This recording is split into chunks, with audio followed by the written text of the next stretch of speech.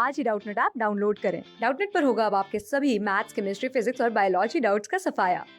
बस अपने क्वेश्चन की फोटो खींचो, उसे क्रॉप करो और तुरंत वीडियो सोल्यूशन पाओ। Download now.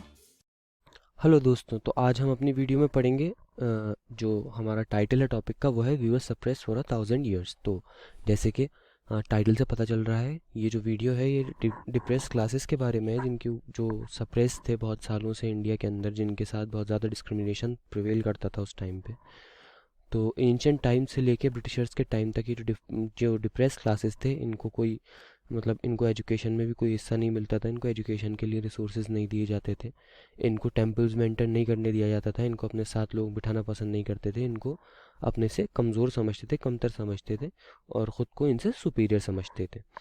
तो कैसे डिफ़ाइन होते जो राइट्स थे डिप्रेस क्लासेस के, इनके जो राइट्स कॉन्स्टिट्यूशन में थे वो किस तरीके से डिफाइंड होते, उसके ऊपर क्या क्या डिबेट्स हुई, हम ये सब इस वीडियो में आगे चल के पढ़ेंगे।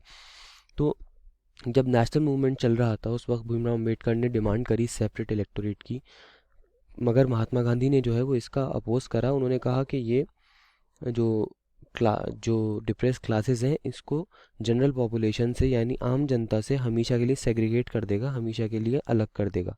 सेग्रीगेट यहाँ पर टर्म यूज़ हुआ है दोस्तों। सेग्रीगेट का मतलब होता है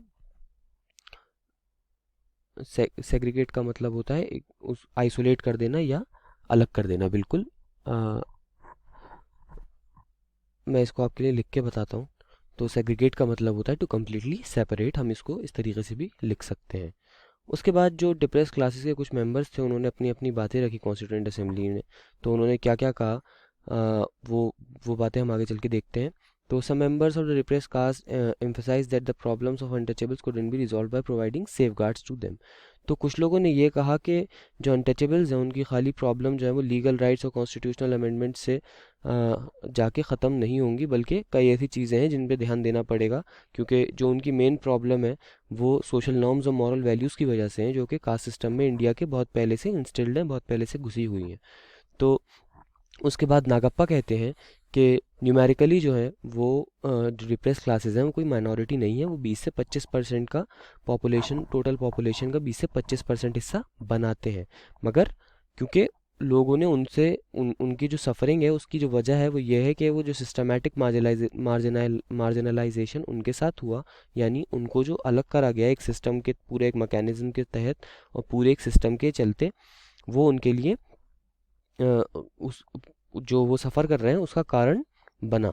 और वो इसलिए सफ़र नहीं कर रहे कि वो न्यूमेरिकली जो है वो इनसिग्निफिकेंट है या उनकी जो पॉपुलेशन है वो कम है, उनके पास एजुकेशन का कोई एक्सेस नहीं था, वो पढ़ नहीं सकते थे, आसानी से पढ़ लिख नहीं सकते थे, कोई उसके लिए उनके पास रिसोर्स नहीं था। और फिर नागप्पा ने कहा कि एडमिनिस्ट्रेशन में भी वो कोई पार्ट प्ले नहीं करते थे, इस वजह से उन लोगों की बात रखने वाला भी कोई नहीं था कि जो उनकी परेशानियों का कोई हल निकाल सके या उनको रिप्रेजेंट ही कर सके और सबके सामने बता सके। और उसके बाद वो मंदिरों में भी एंटर करने के लिए अलाउड नहीं थे, लोग उनके साथ खाना खाने को भी तैयार नहीं थे। इस तरीके की बहुत सी परेशानियां थी। पीपल, मैं एक मिनट इस बात को लिख देता हूँ।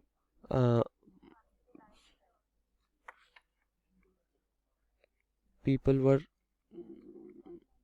Not ready to dine with them, मतलब उनके लिए साथ खाना खाने के लिए भी तैयार नहीं थे लोग। और उसके अलावा देवर not allowed to enter the temples।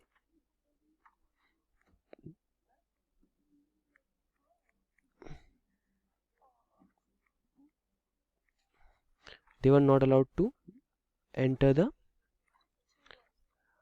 temples।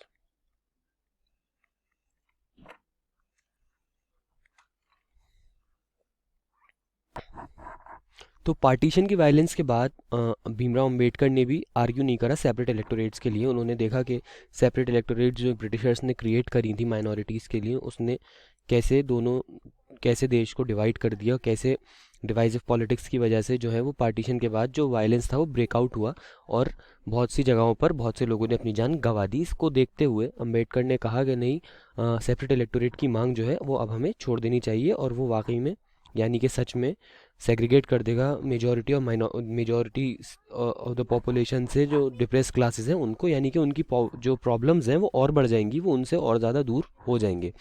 उसके बाद कॉन्स्टिट्यूएंट असेंबली ने कहा कि जो अनटचेबिलिटी है इसको अबॉलिश करना चाहिए, और जो टेम्पल्स हैं उसके अंदर इनको जो ऑल सारे कास्ट के लोगों को एंट्री मिलनी चाहिए और सब लोग उसमें अंदर जाने के लिए वो अलाउड होने चाहिए और किसी के साथ कोई डिस्क्रिमिनेशन नहीं होना चाहिए। तो कॉन्स्टिट्यूशन असेंबली ने इस रेजोल्यूशन को पास कर दिया कि जो टेम्पल्स हैं वो सबके लिए ओपन हो, उसके बाद अनटचेबिलिटी जो है ये ख़त्म हो जाए, और जो सप्रेस क्लासेस हैं या जो डिप्रेस क्लासेस हैं या जो लोअर कास्ट हैं वो कोई भी कहीं भी आने जाने से टेम्पल के अंदर कोई उन्हें रोकने वाला ना हो। उसके बाद उन्होंने उनके लिए भी, बहुत से लोगों को ये बात समझ में आई कि खाली जो सोशल डिस्क्रिमिनेशन है वो ख़त्म कर देने से वो कॉन्स्टिट्यूशनल जो लेजिस्लेशन है उसके ज़रिए ख़त्म नहीं किया जा सकता, उसके लिए कुछ सोशल चेंजेस भी लाने पड़ेंगे, एटीट्यूड के अंदर चेंज भी आना चाहिए। तो उसके लिए लेजिस्लेशन में और उसमें सीटें रिज़र्व करी, गवर्नमेंट जॉब्स में सीट रिज़र्व करी डिप्रेस क्लासेस के लिए, और लोगों को मतलब प्रोत्साहित करने की कोशिश करी कि अब वो ये जो जात पात है और ये जो कास्टिज्म है इसको छोड़ दें और इसको भूल जाएं।